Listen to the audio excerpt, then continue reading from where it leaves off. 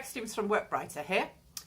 I often work with clients who hire candidates sometimes directly and sometimes also through agencies. It's quite common to have a blended approach in sourcing candidates. As you know, it can be really difficult to find people who are in the job market hunting for those jobs. So I just thought I'd talk a little bit about what you need to think about if you are going to do some direct hiring, because it's more common to move from agency to direct hiring as a strategy, particularly because of the cost of recruitment agencies and how much you can save doing direct hiring. But there are some key things you need to be thinking about.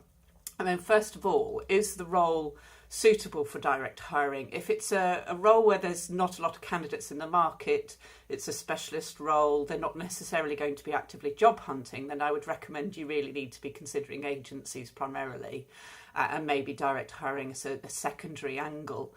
But if it's a non-technical role and there's likely to be large numbers of candidates, then yes, definitely look at direct hiring as a cheaper alternative. Secondly, and this is the big reason why a lot of clients still use agencies, is they handle the workload for you. If you are going to be doing direct hiring and you're going to be placing adverts on a job board using an intermediary who can place them on the job boards for you at a very kind of minimal cost, then actually who's going to receive the applications, how are you going to sift them, who's going to handle all the questions and the responses? Are you going to have a web page on your website where candidates can find out more information? It's amazing how much work this actually is, particularly because you have a lot of candidates applying because they need to, and some just applying for any job. So you really need to be thinking about kind of, do you have the resource, do you have the skills in-house to help you receive those applications and sift those applications?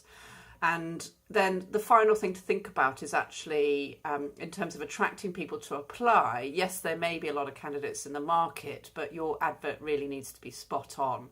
This is where with direct hiring, it can be really beneficial. You can really narrow down the market by attracting people who like the sound of your company with the kind of language you use. You need to be thinking about things like job titles, terms and conditions. What search terms will they be using to find the job on the internet? Anyway, just thought I would shed a little light on that for those of you who are looking at direct sourcing, resourcing strategies, as they're a really good way of complementing an agency approach. Anyway, you can find out more at workbrighter.co.uk/secrets. Thank you.